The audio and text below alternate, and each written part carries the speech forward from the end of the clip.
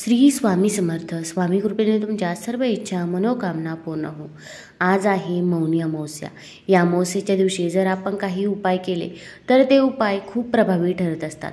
भरपूर वेळा आपल्या घरामध्ये अनेक अडचणी अडथळी असतात. मुलांचे आजारपण असो किंवा पतीची पाहिजे तशी प्रगती होत नाही. आपल्या घरामध्ये नकारात्मक ऊर्जा असते.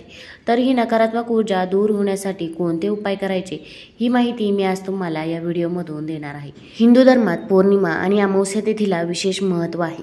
पंचांगानुसार प्रत्येक महिन्यात अमावस्या आणि पौर्णिमा तिथी येते. त्यानुसार पौष महिन्याची अमावस्या तिथी 9 फेब्रुवारीला आहे. पौष महिन्याच्या कृष्ण पक्षातील या अमावस्येला मौनी अमावस्या म्हणतात. मौनी अमावस्येला ज्योतिषशास्त्रात खूप महत्त्व आहे. या दिवशी पवित्र नदीत स्नान आणि दानाला विशेष महत्त्व आहे. असे केल्याने सकारात्मक फळ मिळते. या दिवशी मौन व्रत देखील पाळले जाते. मौनी अमावस्येच्या दिवशी मौन का पाळले जाते? पंचांगानुसार मौनी अमावस्या 9 फेब्रुवारीला सकाळी 8:02 सुरू होईल, तर दुसऱ्या दिवशी म्हणजेच 10 फेब्रुवारीला पहाटे 4:28 समाप्त होईल. उदय तिथीनुसार 9 फेब्रुवारीला मौनी अमावस्या साजरी केली जाईल. या दिवशी आपल्या घरामध्ये असणारी जी काही नकारात्मक ऊर्जा आहे ती दूर होण्यासाठी आपल्याला घराच्या बाहेर आंब्याच्या पानांचं तोरण देखील आवर्जून लावायचं आहे. आणि ज्यांना तोरण लावणे शक्य नाही त्यांनी कोणता उपाय करावा ही देखील माहिती मी या व्हिडिओमधून देणार आहे. तर आपल्याला 11 आंब्याची पाने घ्यायची आहे. आंब्याची पाने प्रथम स्वच्छ धुवून घ्यायची आहे. त्यानंतर आपल्याला सफेद फुले घ्यायची आहे. मग तुम्ही सफेद शेवंतीची फुले घेतली तरी पण चालेल. प्रत्येक आंब्याच्या पानावरती आपल्याला कुंकवाने स्वस्तिक काढायचं आहे. आणि जी काही फुले आहे त्या फुलांवरती देखील आपल्याला हळदी कुंकू अर्पण करायचं आहे. नंतर आपल्याला 1 आंब्याचं पान आणि 1 सफेद फूल असं तोरण बनवायचं आहे. मग अशी 11 आंब्याची पाने आणि 11 सफेद फुलांचं आपण तोरण बनवायचं आहे. पहिल्यांदा 1 आंब्याचं पान टाकायचं, नंतर सफेद फूल असं तुम्ही तोरण बनवावं आणि ते तुम्ही तुमच्या दरवाजावरती लावावं. मग तुम्ही हे तोरण सायंकाळी लावलं तरी पण चालेल किंवा तुम्ही 10 तारखेला देखील असं तोरण घराला लावू शकता. यामुळे आपल्या घरामध्ये कोणतीही नकारात्मक ऊर्जा प्रवेश करणार नाही.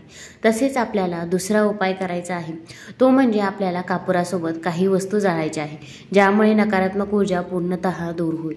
आता नकारात्मक ऊर्जा कोणती? तर आपल्या घरामध्ये कोणी ना कोणी येत असतं. मग शेजारी असो किंवा नातेवाईक असो, प्रत्येकाला आपल्याबद्दल चांगलेच वाटेल असे नाही. मग त्यांच्यामध्ये असणारी जी काही नकारात्मक ऊर्जा आहे ती आपल्या घरामध्ये कुठेतरी संचार करत असते. तसेच आपल्या घरामध्ये काही तुटलेल्या फुटलेल्या वस्तू असतात, त्यामधून देखील भरपूर प्रमाणामध्ये नकारात्मक ऊर्जा ही पसरत असते. तसेच आपण बाहेरून देखील काही वस्तू आणत असतो. मग त्या वस्तूंमध्ये असणारी नकारात्मक ऊर्जा देखील आपल्या घरामध्ये येत असते. अशी काही नकारात्मक ऊर्जा जर आपल्या घरामध्ये असेल तर आपल्या मुलांची, घराची आणि पतीची प्रगती देखील खुंटत असते. तर ही दूर होण्यासाठी आपल्याला काही उपाय करायचे आहे. आपण 1 पंती घ्यायची आहे. तुम्ही मातीची पंती घेऊ शकता किंवा एखादी वाटी घेतली तरी पण चालेल. आपल्याला या उपायासाठी लवंग लागणार आहे. मग तुम्ही 5 लवंग घ्यायचे आहे. लवंग कुठेही तुटलेले फुटलेले नसावे असे साबूत लवंग घ्यायचे आहे. त्याला पुढे फूल देखील पाहिजे असे तुम्ही लवंग घ्या. तसेच आपल्याला कापूर घ्यायचा आहे. मग तुम्ही भीमसेनी कापूर घेतला तर अतिउत्तम होईल. भीमसेनी कापूर नसेल तर तुम्ही साधा कापूर घेतला तरी पण चालेल. 5 कापराच्या वड्या घ्यायच्या आहेत. नंतर आपल्याला तेजपत्ता घ्यायचा आहे. 1 तेजपत्ता घ्यायचा आहे. तेजपत्त्याला कुठेही होल नाही पाहिजे असा तेजपत्ता घ्या. तसेच शुद्ध तूप घ्यायचे आहे. मग तुम्ही गाईचे तूप घेऊ शकता किंवा म्हशीचे तूप घेतले तरी पण चालेल.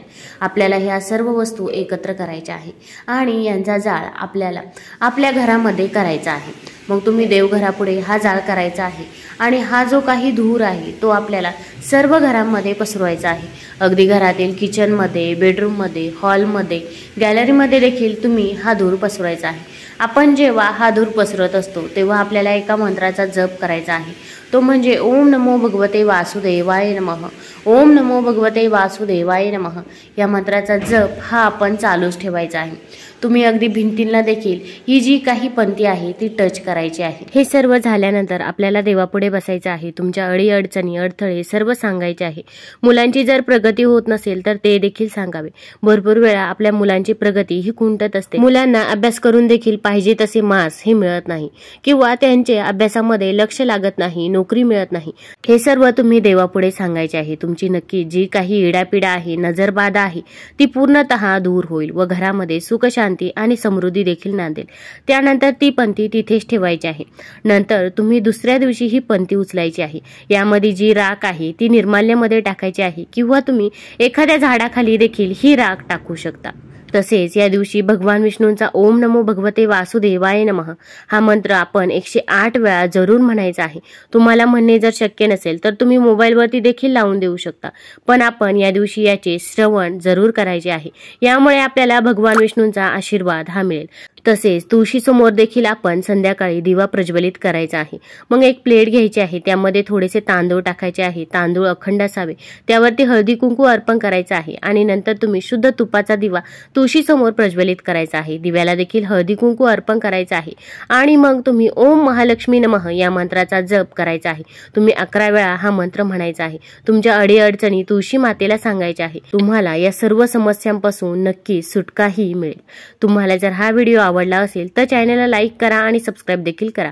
कमेंटमध्ये श्री स्वामी समर्थ किंवा ओम महालक्ष्मी नमः लिहायला विसरू नका. धन्यवाद.